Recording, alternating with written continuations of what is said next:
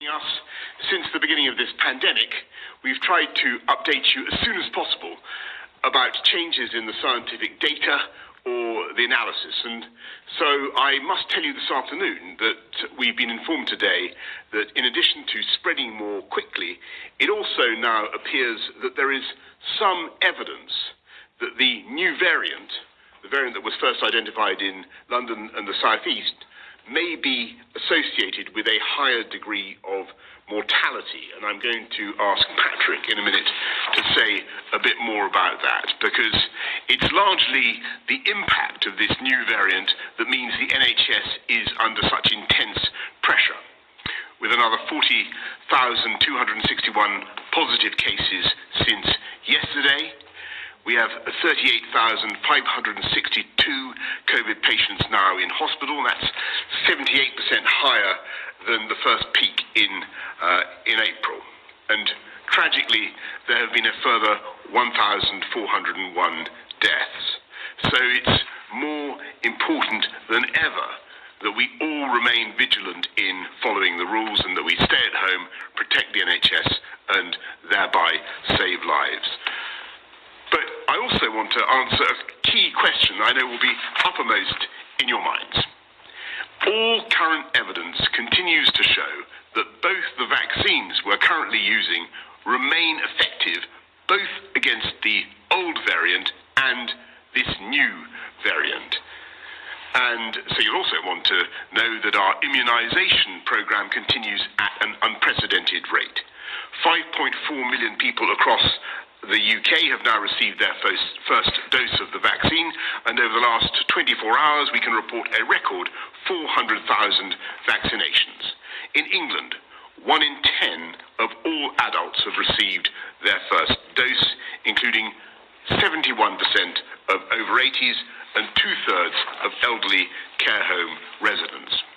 Having secured orders for hundreds of millions of doses, the UK government has supplied vaccines to the devolved administrations according to population size. First doses have been administered now to 151,000 people in Northern Ireland, 358,000 in Scotland, and 212,000 in Wales. And I'm glad that the government of the UK, the whole of the UK, is able to assist the devolved administrations in deploying the vaccine, and I know everyone across the country is grateful for the logistical skill of the British Army. There is much more to do, and the target remains very stretching indeed, but we remain on track to reach our goal of offering a first dose to everyone in the top 4 priority groups by the middle of February. And I want to thank all the doctors and nurses, especially at the GP-led sites, who are vaccinating at a phenomenal rate, as well as, I say, as those in our armed forces, our local authorities, our pharmacies and volunteers who are making this extraordinary national effort possible.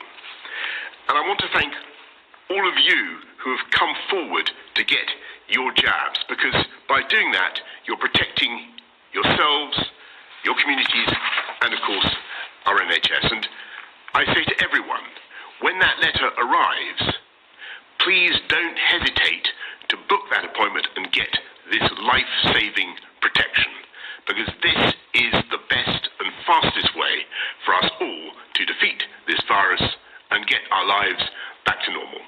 I'm now going to ask Chris to do the slides. Thank you, Prime Minister. First slide, please.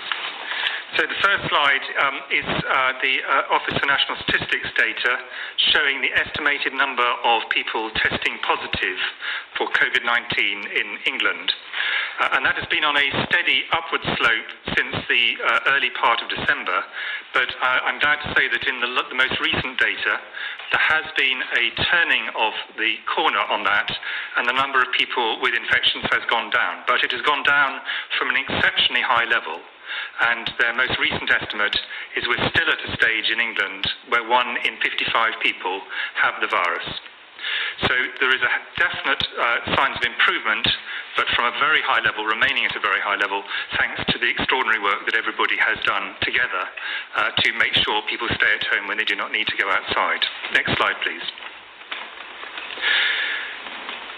This then looks at the number of people in hospital with COVID in the UK, and it is increasing all the time. It has been over the last several weeks.